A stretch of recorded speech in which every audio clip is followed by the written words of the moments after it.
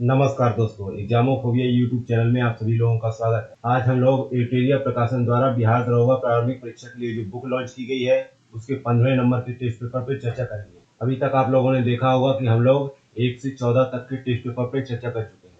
इसके प्रत्येक पेपर में 100+ MCQ दिए हुए हैं, साथ ही उनका डिस्क्रिप्शन भी दिया हुआ है। ये बुक बहुत ही खास है, ये बुक आप लोग भी परचेज कर लीजिएगा। इसमें 15 मॉडल टेस्ट सीरीज दी हुई है जो एग्जाम ओरिएंटेड है और ये दरोगा एग्जाम में बहुत ही कारगर होगा।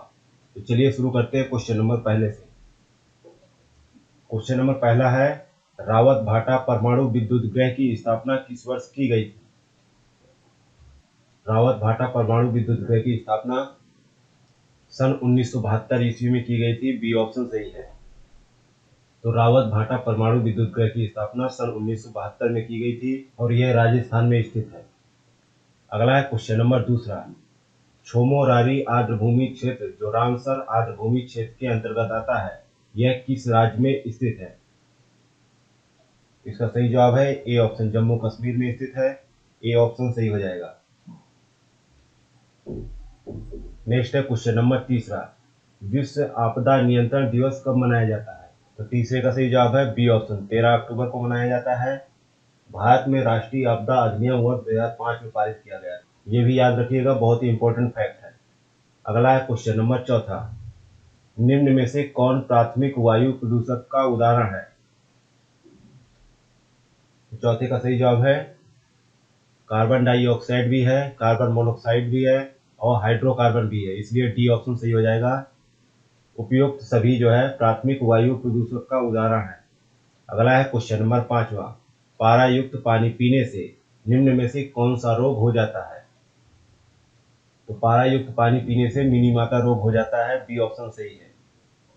नेक्स्ट है क्वेश्चन नंबर छठवां, भारतीय मानक समय रेखा किस राज्य से होकर नहीं गुजरती है? तो आंध्र प्रदेश से भी होकर गुजरती है, छत्तीसगढ़ से और उत्तर प्रदेश से भी। तो डी ऑप्शन सही हो जाएगा, हिमाचल प्रदेश से होकर नहीं गुजरती है। डी ऑप्शन सही है। अगला है क्वेश्चन नंबर सातवां, निम्न में से कौन खरीफ की फसल नहीं है? तो सातवें का सही जवाब है डी ऑप्शन, चना जो है खरीफ की फसल नहीं है। डी ऑप्शन सही है। ज्वार गन्ना धान अरहर आदि खरीफ फसलें हैं जो जून के समय बोई जाती हैं और अक्टूबर नवंबर में काट ली जाती हैं, जबकि चना गेहूं आदि रबी की फसलें हैं जो अक्टूबर नवंबर में बोई जाती हैं, मार्च अप्रैल के बीच में काट ली जाती हैं। अगला है क्वेश्चन नंबर आठवां, सर्वोदय योजना को किसने प्रस्तुत किया था? तो आठवें का सही जवाब है बी ऑप्शन, जयप्रकाश नारायण ने इसको प्रस्तुत किया था। बी ऑप्शन सही हो जाएगा। सर्वोदय योजना को वर्ष 1950 में लोकनायक जयप्रकाश नारायण ने प्रस्तुत किया था। जयप्रकाश नारायण बिहार के निवासी थे तथा इन्होंने संपूर्ण क्रांति का नारा भी दिया था। अगला है क्वेश्चन नंबर 9, कृषि लागत एवं मूल्य आयोग वर्ष में कितनी बार न्यूनतम समर्थन मूल्य लागू करता है? तो 9वें का सही जवाब है बी ऑप्शन, 2 बार लागू किया जाता है। बी ऑप्शन सही है। न्यूनतम समर्थन मूल्य रबी तथा खरीफ दोनों फसलों पर लागू होता है। नेक्स्ट है क्वेश्चन नंबर 10वां, क्षेत्रीय ग्रामीण बैंक की स्थापना किस समिति की सिफारिश पर किया गया था? तो क्षेत्रीय ग्रामीण बैंक की स्थापना नरसिम्हन समिति की सिफारिश पर किया गया था। सी ऑप्शन सही है। और तो कब किया गया था? तो सन 1975 ईस्वी में। नेक्स्ट है क्वेश्चन नंबर 11वां, हैली राष्ट्रीय उद्यान के नाम से किस उद्यान को जाना जाता है? तो हैली राष्ट्रीय उद्यान के नाम से जिम कॉर्बेट राष्ट्रीय उद्यान को जाना जाता है। बी ऑप्शन सही है। इसका पुराना नाम ही हैली उद्यान था और ये उत्तराखंड में है। नेक्स्ट है क्वेश्चन नंबर 12वां, वाव अलमंडौ किसे जोड़ती है? तो 12वें का सही जवाब है ए ऑप्शन, वाव अलमंडौ जो है लाल सागर और अरब सागर को आपस में जोड़ती है। ए ऑप्शन सही है। अगला है क्वेश्चन नंबर 13, वायुमंडल में जिस ओजोन छिद्र का पता लगाया गया है वह कहाँ स्थित है? तो 13 का सही जवाब है सी ऑप्शन, अंटार्कटिका के ऊपर स्थित है। ओजोन समताप मंडल में उपस्थित होता है। ओजोन के कारण पराबैंगनी किरणें पृथ्वी की सतह तक नहीं पहुंच पाती है। ओजोन का सर्वाधिक ह्रास होने का पता अंटार्कटिका के ऊपर पता चला है। समताप मंडल में ओजोन का सांद्रण का ह्रास ओजोन छिद्र कहलाता है। नेक्स्ट है क्वेश्चन नंबर 14, उच्छल तारे या धूमकेतु की पूंछ की दिशा सदैव होती है, तो किस ओर होती है ये बताना है। 14 का सही जवाब है बी, सूर्य से दूर होती है। बी ऑप्शन सही है। धूमकेतु गैस एवं धूल का संग्रह है जो आकाश में लंबी चमकदार पूंछ सहित प्रकाश की चमकीले गोले के रूप में दिखाई पड़ता है जब तक वह सूर्य की ओर अग्रसर होता है, क्योंकि सूर्य की किरणें इसकी गैस को चमकीला बना देती हैं। धूमकेतु की पूंछ हमेशा सूर्य से दूर होता दिखाई देती है। नेक्स्ट है क्वेश्चन नंबर 15। निम्न में से कौन सा युग्म सुमेलित नहीं है? यहाँ पर जो सुमेलित नहीं है, डी ऑप्शन सुमेलित नहीं है। क्राकाटाओ मलेशिया में है। क्राकाटाओ एक ज्वालामुखी है। नेक्स्ट है क्वेश्चन नंबर 16। कुशी-युस्को किस महाद्वीप का सबसे ऊंचा पर्वत शिखर है? तो 16 का सही जवाब है ए ऑप्शन, ऑस्ट्रेलिया का सबसे ऊंचा पर्वत शिखर है और इसकी ऊंचाई 2288 मीटर है। अगला है क्वेश्चन नंबर 17। भूगर्भिक क्रियाओं से बनी भारत की सबसे बड़ी मीठे पानी वाली प्राकृतिक झील कौन सी है? तो 17 का सही जवाब है बी ऑप्शन, उलर झील। ये कहाँ स्थित है? जम्मू कश्मीर में। अगला है क्वेश्चन नंबर 18। भारत में तांबा के उत्पादन में प्रथम राज्य कौन सा है? तो तांबा के उत्पादन में प्रथम राज्य कौन सा है? तो 18 का सही जवाब है सी ऑप्शन, मध्य प्रदेश है। सर्वाधिक तांबा का उत्पादन होता है और दूसरे पायदान पर राजस्थान और तीसरे पायदान पर झारखंड है। अगला है क्वेश्चन नंबर 19। प्रायद्वीपीय भारत का सबसे दक्षिण बिंदु जो कन्याकुमारी में है, तो दक्षिणतम बिंदु क्या है? भूमध्य रेखा के उत्तर में है। डी ऑप्शन सही है। भारत के मुख्य भूमि का दक्षिणतम बिंदु कन्याकुमारी या केप कोमोरियन अंतरिक्ष है जो तमिलनाडु राज्य में स्थित है। यह भूमध्य रेखा के उत्तर में स्थित है। नेक्स्ट है क्वेश्चन नंबर 20। निम्न में से किस राज्य में सांगला घाटी स्थित है?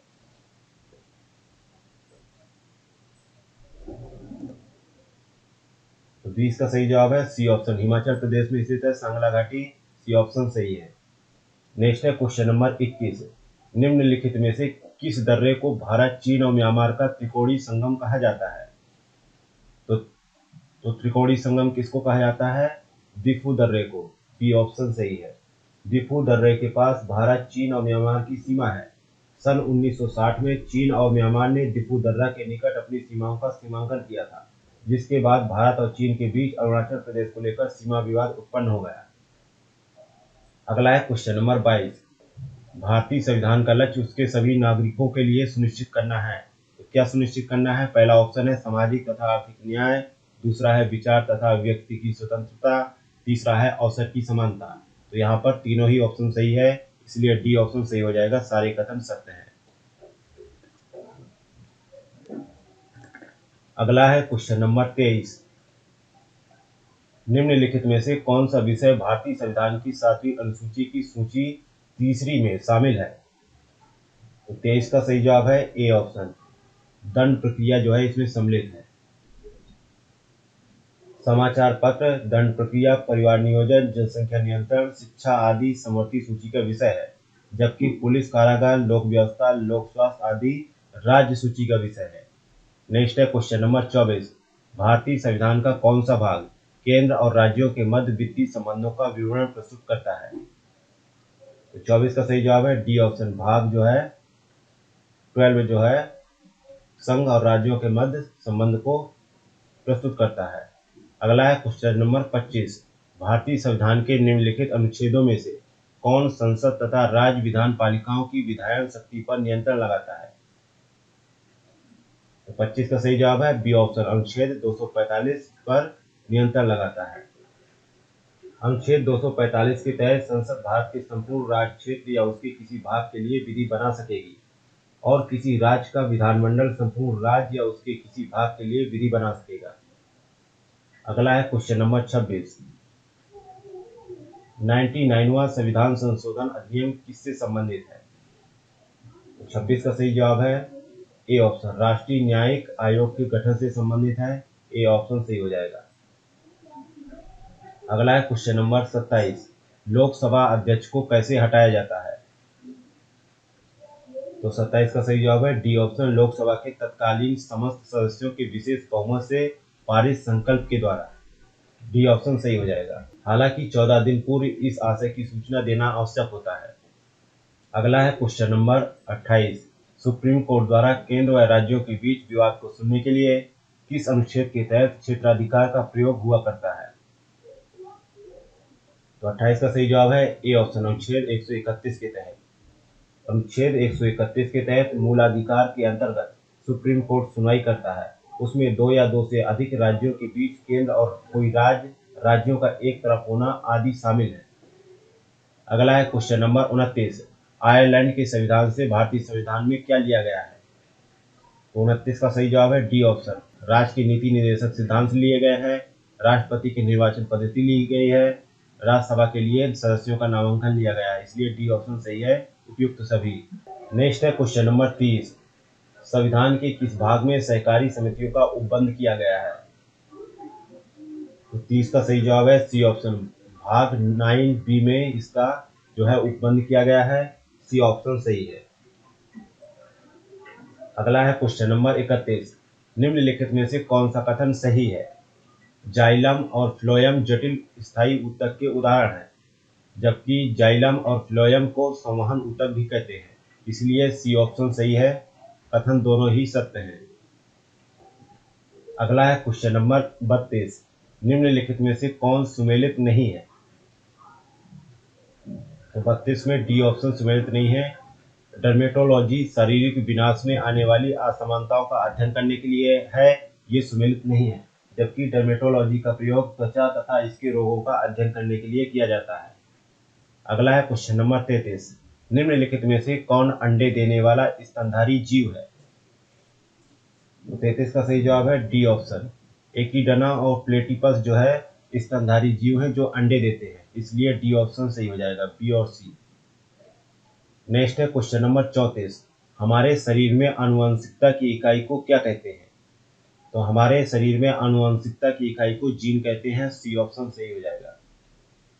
क्रोमोसोम्स पर स्थित डीएनए की बनी ऐसी अति सूक्ष्म संरचनाएं जो आनुवंशिक लक्षणों का धारण एवं उनका एक पीढ़ी से दूसरी पीढ़ी में स्थानांतरण करती हैं, उन्हें जीन कहते हैं।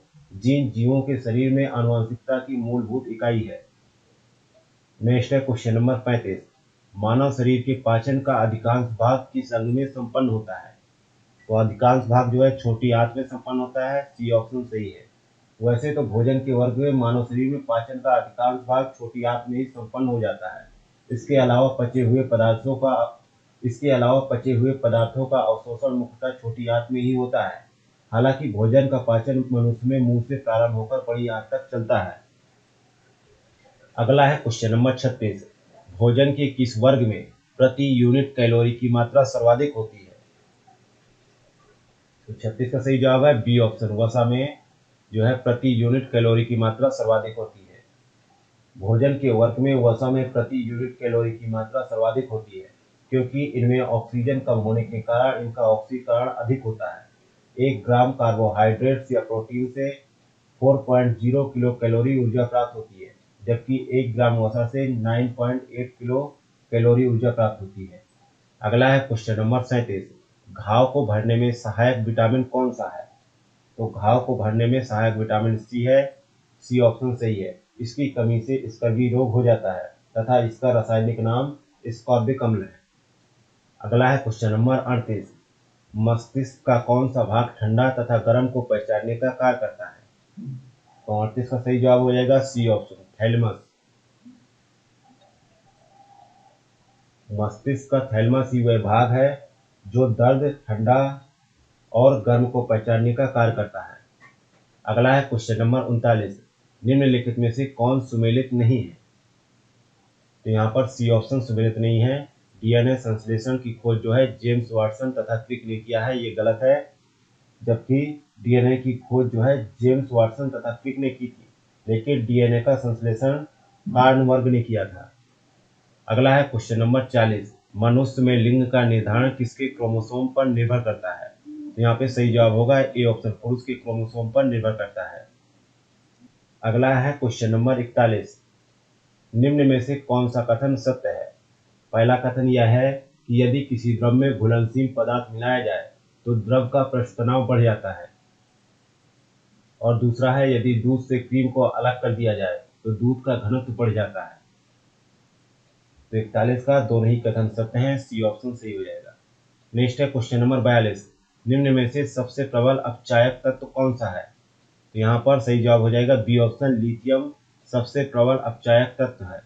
सबसे कम घनत्व, सबसे हल्का एवं सबसे प्रबल अपचायक तत्व लिथियम है, जबकि सबसे प्रबल उपचायक तत्व फ्लोरीन है।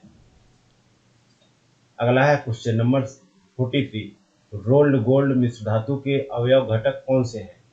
रोल्ड गोल्ड जो मिश्र धातु है उसके अवयव घटक जो है कौन से हैं? इसका सही जवाब है कॉपर प्लस एल्यूमिनियम है, ये ऑप्शन सही हो जाएगा।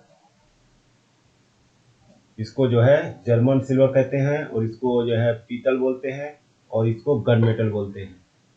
अगला है क्वेश्चन नंबर 44, आधुनिक आवर्त सारणी में बाएं से दाएं जाने पर तत्व के आयनन ऊर्जा पर क्या प्रभाव पड़ता है? 44 का सही जवाब है बी ऑप्शन, इसका आयनन ऊर्जा पर प्रभाव पड़ता है कि ये बढ़ जाता है, बी ऑप्शन सही है। अगला है क्वेश्चन नंबर 45, इलेक्ट्रॉन की तरंग प्रकृति की खोज किसने की है? तो 45 का सही जवाब है बी ऑप्शन, डी ब्रोगली ने की है इसकी खोज, बी ऑप्शन सही है। परमाणु सिद्धांत का जनक जॉन डाल्टन को माना जाता है। नेक्स्ट है क्वेश्चन नंबर 46, निम्नलिखित में से किसका पीएच मान सबसे कम होता है? तो सबसे कम पीएच मान इनमें से बताना है तो नींबू का होता है 2.2 होता है, इसलिए ए ऑप्शन सही है। वहीं बात करें सिरके की पीएच मान की तो 2.4 होता है, दूध का जो है होता है 6.4 होता है और शराब का होता है 2.8। अगला है क्वेश्चन नंबर 47, जब दो सदृश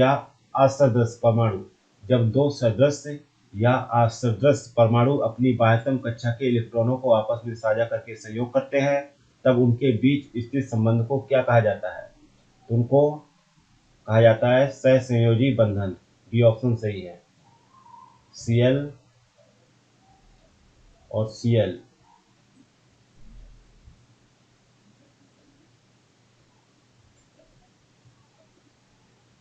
इससे बना Cl2, इसे ही सहसंयोजी बंधन कहते हैं। अगला है क्वेश्चन नंबर 48, निम्न में सर्वाधिक अभिक्रियाशील धातु कौन है?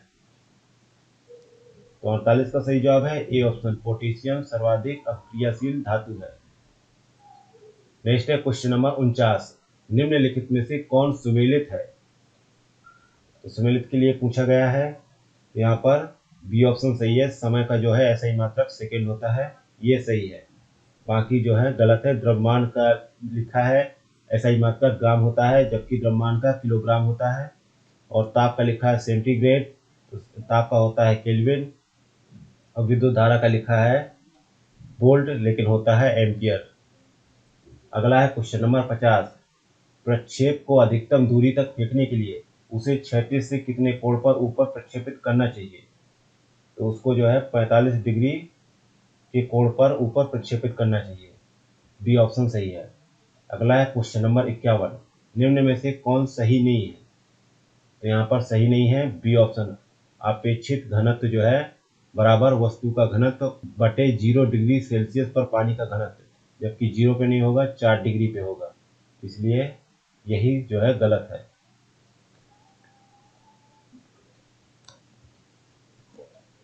नेक्स्ट है क्वेश्चन नंबर 53, सरल आवर्त गति करने वाला कण जब अपनी गति के अंत बिंदुओं से गुजरता है तो क्या होता है?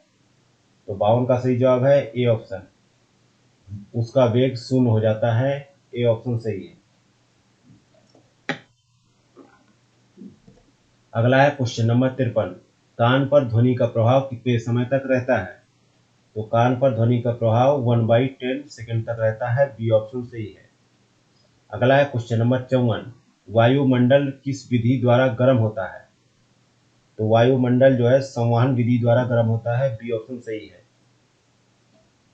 नेक्स्ट है क्वेश्चन नंबर 55, दूरदृष्टि दोष के संबंध में निम्नलिखित में से कौन सा कथन सही है? तो 55 का सही जवाब है लेंस की गोलाई कम हो जाती है, लेंस की फोकस दूरी बढ़ जाती है, लेंस की क्षमता घट जाती है, तीनों ही कथन सत्य है, इसलिए डी ऑप्शन सही हो जाएगा, सभी कथन सत्य हैं। अगला है क्वेश्चन नंबर 56, तारकेश्वर आंदोलन निम्न में से किसके विरुद्ध था? तो तारकेश्वर आंदोलन जो है मंदिरों में भ्रष्टाचार के विरोध में था। बी ऑप्शन सही है। और ये कब हुआ था? तो 1924 में ये हुआ था बंगाल में। नेक्स्ट है question number 57। Deccan educational society की स्थापना किसने की थी? तो 57 का सही जवाब है ए ऑप्शन, बीजी तिलक ने की थी। ए ऑप्शन सही है। सन 1884 ईस्वी में डेक्कन एजुकेशनल सोसाइटी की स्थापना बाल गंगाधर तिलक ने की थी। और ये कहाँ पर की थी? महाराष्ट्र के पुणे में। अगला है क्वेश्चन नंबर 58। किसने हितोपदेश का फारसी में अनुवाद किया था? तो 58 का सही जवाब है सी ऑप्शन, ताजुल माली ने इसका अनुवाद किया था। सी ऑप्शन सही है। अगला है क्वेश्चन नंबर 59। करनाल का युद्ध कब हुआ था? तो करनाल का युद्ध जो है 13 फरवरी 1739 में हुआ था। सी ऑप्शन सही है। और जिसमें नादिर शाह ने मोहम्मद शाह को पराजित किया था। अगला है क्वेश्चन नंबर 60। भारतीय राष्ट्रीय कांग्रेस की स्थापना के समय ब्रिटेन के प्रधानमंत्री कौन थे? तो ब्रिटेन के प्रधानमंत्री कौन थे? तो इसका सही जवाब है सी ऑप्शन, ग्लैडस्टोन थे। सी ऑप्शन सही है। और भारतीय राष्ट्रीय कांग्रेस की स्थापना 1885 ईस्वी में हुई थी। नेक्स्ट है क्वेश्चन नंबर 61। भील विद्रोह का नेतृत्व किसने किया था? तो भील विद्रोह का नेतृत्व जो है सेवाराम ने किया था। ए ऑप्शन सही है। भील विद्रोह पश्चिमी घाट पर 1825 से 31 के मध्य हुआ था। अगला है क्वेश्चन नंबर 62। स्थानीय स्वशासन का जनक किसे कहा जाता है? तो स्थानीय स्वशासन का जनक जो है लॉर्ड रिपन को कहा जाता है। और लॉर्ड रिपन का कार्यकाल जो था 1880 से 84 के मध्य था। अगला है क्वेश्चन नंबर 63। अलवर्दी खां की मृत्यु के पश्चात बंगाल का नवाब कौन बना था? तो यहाँ पे सही जवाब हो जाएगा ए ऑप्शन, सिराजुद्दौला बना था। ए ऑप्शन सही है। 1740 से 1756 तक अलवर्दी खां बंगाल का नवाब रहा। इसकी मृत्यु के बाद 10 अप्रैल 1756 को सिराजुद्दौला नवाब बना था। अगला है क्वेश्चन नंबर 64। शुद्ध द्वैतवाद के प्रतिपादक कौन थे? तो 64 का सही जवाब है सी ऑप्शन, वल्लभाचार्य थे। सी ऑप्शन सही हो जाएगा। अगला है क्वेश्चन नंबर 65। संलेखना पद्धति द्वारा किसने अपने प्राण त्याग दिए थे? तो संलेखना पद्धति द्वारा चंद्रगुप्त मौर्य ने अपने प्राण त्याग दिए थे। ये ऑप्शन सही हो जाएगा। अगला है क्वेश्चन नंबर 66। निम्न में से कौन वेदांग नहीं है? तो यहाँ पर वेदांग कितने प्रकार के होते हैं? तो वेदांग 6 प्रकार के होते हैं। तो इसमें विज्ञान वेदांग नहीं है। 6 वेदांग होते हैं: शिक्षा, कल्प, व्याकरण, छंद, ज्योतिष और निरुक्त। अगला है क्वेश्चन नंबर 67। गुलरुखी नाम से कौन सा सुल्तान फारसी भाषाओं में कविताएं लिखता था? तो 67 का सही जवाब है बी ऑप्शन, सिकंदर लोदी कविताएं लिखता था। बी ऑप्शन सही है। इसने ही 1504 में आगरा शहर की स्थापना की थी। नेक्स्ट है क्वेश्चन नंबर 68। शिवाजी का जन्म कब हुआ था तथा उन्होंने छत्रपति की उपाधि कब ली थी? तो उनका जन्म जो है 1627 में हुआ था। और उनका जो है उपाधि धारण की थी 1674 में। अगला है क्वेश्चन नंबर 69। केंद्र सरकार के तीनों कृषि कानूनों को रद्द करने वाला पहला राज्य कौन बना है? तो इसका सही जवाब है ए ऑप्शन, पंजाब बना है। ए ऑप्शन सही हो जाएगा। अगला है क्वेश्चन नंबर 70। भारत और ब्रिटेन के मध्य किस नाम से संयुक्त युद्धाभ्यास का आयोजन फरवरी 2020 में किया गया? तो 70 का सही जवाब है बी ऑप्शन, अजय वरियर के नाम से युद्धाभ्यास किया गया। बी ऑप्शन सही है। नेक्स्ट है क्वेश्चन नंबर 71। किस राज्य ने गोधन न्याय योजना चलाने की घोषणा की है? तो ये गोधन न्याय योजना जो है छत्तीसगढ़ में चलाई जा रही है। सी ऑप्शन सही है। यहाँ पे गोधन न्याय योजना छत्तीसगढ़ राज्य द्वारा शुरू किया गया है। इस योजना का मुख्य उद्देश्य पशुपालन को बढ़ावा देने के साथ साथ कृषि लागत में कमी करना और भूमि की उर्वरा शक्ति को बढ़ाना है। इस योजना के तहत राज्य सरकार पशुपालकों से 2 रुपए प्रति किलो गोबर खरीदेगी, जिससे जैविक खाद तैयार किया जाएगा। अगला है क्वेश्चन नंबर 72। किस राज्य के कंधमाल हल्दी को जीआई टैग प्रमाण दिया गया है? तो 72 का सही जवाब है डी ऑप्शन, उड़ीसा की कंधमाल हल्दी को जीआई टैग प्रमाण मिला है। अगला है क्वेश्चन नंबर 73। निम्नलिखित में से कौन सा राज्य नई औद्योगिक नीति 2020 की घोषणा की है? तो 73 का सही जवाब है बी ऑप्शन। गुजरात ने अपने यहाँ नई औद्योगिक नीति 2020 लागू करने की घोषणा की है। इसका मुख्य उद्देश्य आत्मनिर्भर भारत अभियान को बढ़ावा देना तथा राज्य में बेरोजगारी दर को कम करना है। अगला है क्वेश्चन नंबर 74। निम्न में से किस अभिनेता को पेटा इंडिया ने पर्सन ऑफ द ईयर 2020 चुना है? यहाँ पर सही जवाब हो जाएगा बी ऑप्शन। जॉन अब्राहम को चुना गया है। बी ऑप्शन सही है। अगला है क्वेश्चन नंबर 75। कृषि भूमि को लीज पर देने की नीति लागू करने वाला देश का पहला राज्य कौन बना है? तो इसका सही जवाब है बी ऑप्शन। उत्तराखंड बना है। बी ऑप्शन सही है। उत्तराखंड सरकार द्वारा कृषि भूमि को पट्टे पर देने की नीति तैयार करने वाला भारत का पहला राज्य है। इस नीति के तहत उत्तराखंड में कोई भी व्यक्ति या संस्था या एनजीओ 30 साल की लीज पर अधिकतम 30 एकड़ कृषि भूमि पट्टे पर ले सकती है। इसके एवज में किसानों को भूमि का किराया देना होगा। अगला है क्वेश्चन नंबर 76। बजट 2020-21 के तहत कितने राज्यों में पुरातात्विक स्थलों के संग्रहालय को विकसित किया जाएगा? तो 76 का सही जवाब है बी ऑप्शन। 5 राज्यों के पुरातात्विक स्थलों के संग्रहालयों को विकसित किया जाएगा, जिसमें 5 राज्य सम्मिलित हैं: हरियाणा, उत्तर प्रदेश, असम, गुजरात और तमिलनाडु। अगला है क्वेश्चन नंबर 77। भारतीय रेलवे ने खुद का पहला कचरा से ऊर्जा उत्पादन संयंत्र कहाँ शुरू किया है? इसका सही जवाब है 77 का ए ऑप्शन। उड़ीसा में किया है। यह भारत का चौथा और रेलवे का पहला संयंत्र है और ये उड़ीसा के भुवनेश्वर जिले में किया गया है शुरू। अगला है क्वेश्चन नंबर 78। भारत वन स्थिति रिपोर्ट 2019 के अनुसार बिहार में सर्वाधिक वनावरण वाला जिला कौन सा है? तो 78 का सही जवाब है ए ऑप्शन। कैमूर है। वहीं बात करें द्वितीय और तृतीय स्थान की, तो पश्चिमी चंपारण और रोहतास क्रमशः दूसरे और तीसरे पायदान पर है। नेक्स्ट है क्वेश्चन नंबर 79। 1 जनवरी 2021 को प्रधानमंत्री ने कितने राज्यों में लाइट हाउस परियोजना की आधारशिला रखी? तो 79 का सही जवाब है सी ऑप्शन। 6 राज्यों में लाइट हाउस परियोजना की आधारशिला रखी है पीएम मोदी ने। 2022 तक सबके लिए आवास के लक्ष्य की प्राप्ति के लिए लाइट हाउस परियोजना देश में तेजी से आवास निर्माण के क्षेत्र में महत्वपूर्ण योगदान प्रदान करेगी। अगला है क्वेश्चन नंबर 80। ऑस्ट्रेलियन ओपन 2020 के महिला एकल का विजेता कौन है? तो 80 का सही जवाब है ए ऑप्शन। सोफिया केनिन है। ए ऑप्शन सही हो जाएगा और ये जो है अमेरिका की रहने वाली है। अगला है क्वेश्चन नंबर 81। क्यूआर कोड लगाने वाला देश का पहला नेशनल पार्क किस राज्य में स्थित है? तो 81 का सही जवाब है बी ऑप्शन। मध्य प्रदेश है। बी ऑप्शन सही हो जाएगा। नेक्स्ट है क्वेश्चन नंबर 82। जंगली जानवरों की प्रवासी प्रजातियों का सम्मेलन CMS COP13 का आयोजन किस राज्य में किया गया? तो 82 का सही जवाब है ए ऑप्शन। गुजरात में किया गया है। ए ऑप्शन सही है। वर्तमान में गुजरात के मुख्यमंत्री विजय रूपाणी तथा राज्यपाल आचार्य देवव्रत हैं। नेक्स्ट है क्वेश्चन नंबर 83। देश का पहला ऑनलाइन कचरा विनिमय कार्यक्रम किस राज्य में शुरू किया गया? 83 का सही जवाब है सी ऑप्शन, जो है आंध्र प्रदेश में शुरू किया गया।